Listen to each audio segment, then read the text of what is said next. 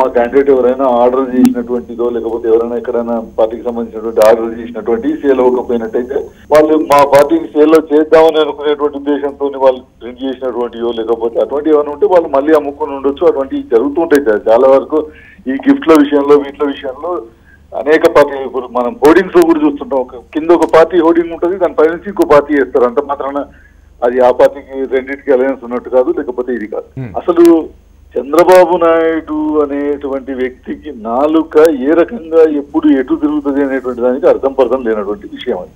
ఒకప్పుడు ఆయనే నేను చేస్తానని పొత్తు పెట్టుకుందాం ట్రై చేసినా, నేను కొన్ని అడిగినా ఇయ్యలేదు అని ఎంతో ప్రయత్నం. ఒకవేళ నిజంగా మాకు ఒకసారేమో మొన్నటి వరకు ఆయన బీజేపీతో ఉన్నప్పుడే మేము కాంగ్రెస్ తో కలిసి ఉన్నామని మాట్లాడాడు.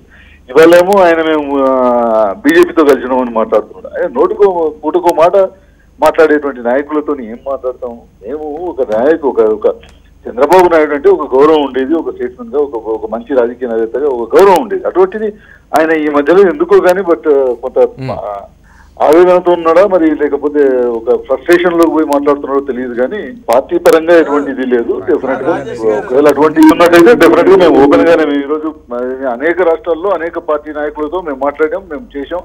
అదేవిధంగా ఓపెన్ గానే ఉంటాం. మేము నవీన్ పట్నాయక్ గారితో మాట్లాడాం, మేము మమతా బెనర్జీ గారితో మాట్లాడాం. అట్లాగే మేము ఏ రాష్ట్రానికి పోయినా ఏ పార్టీతో మాట్లాడినా ఓపెన్ గానే మాట్లాడదాం, ఓపెన్ గా చర్చిస్తాం. అంతేగాని ఏదో లోపాయికారిగా చేసేటువంటిది ఉండదు. మాకు ఏ పార్టీతోని కూడా అటు బీజేపీతోని కానీ కాంగ్రెస్ తో కానీ ఏ పార్టీతో మాకు సంబంధం లేదు. మేము ఒక ఇండివిజువల్ గా ఉండేటువంటి ఈ రెండు పార్టీలకి ఈక్వి డిస్టెన్స్ మెయింటైన్ చేసేటువంటి పార్టీ టీఆర్ఎస్ పార్టీ.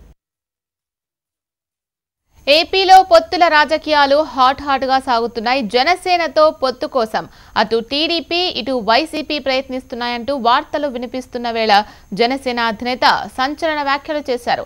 తనకు బలం లేదంటూ బహిరంగంగా వ్యాఖ్యలు చేస్తున్న వైసీపీ పొత్తు కోసం తనతో చర్చలు జరుపుతోందంటూ వ్యాఖ్యలు చేశారు. టీఆర్ఎస్ నేతలతో మాట్లాడిస్తున్నారంటూ కార్యకర్తల సమావేశంలో వెల్లడించారు. జనసేనకు బలం ఉంది కాబట్టే పొత్తుల కోసం ప్రయత్నిస్తున్నారంటూ కార్యకర్తలకు వివరించారు.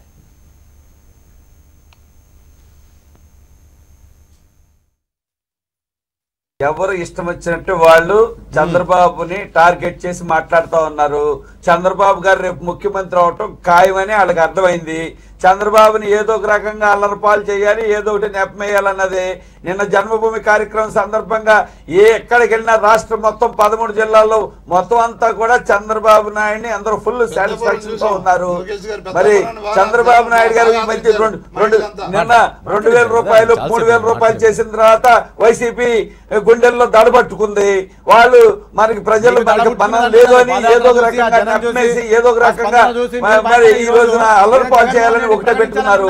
వీళ్ళందరూ ఏమి చేసినా సరే చంద్రబాబు నాయుడు గారు రేపొద్దున బ్రహ్మాండమైన మెజార్టీతో 120 సీట్ల పైన మెజార్టీతో చంద్రబాబు నాయుడు గారు గెలుస్తా ఉన్నారు.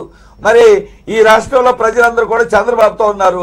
ఈ రోజునే మళ్ళీ మొత్తం రాజధాని పక్కన బ్రిడ్జ్ నిర్మాణం జరుగుతుంది. వైసీపీకి దడ పుట్టింది.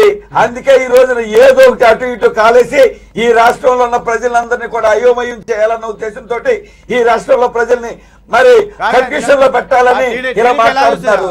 ఎన్ని కన్ఫ్యూషన్ పెట్టినా చంద్రబాబు నాయుడు గారు ముఖ్యమంత్రి. ఇప్పుడు ఒక స్మాల్ బ్రేక్ తీసుకుందాం. బ్రేక్ తర్వాత మరిన్ని అప్డేట్స్ చూద్దాం.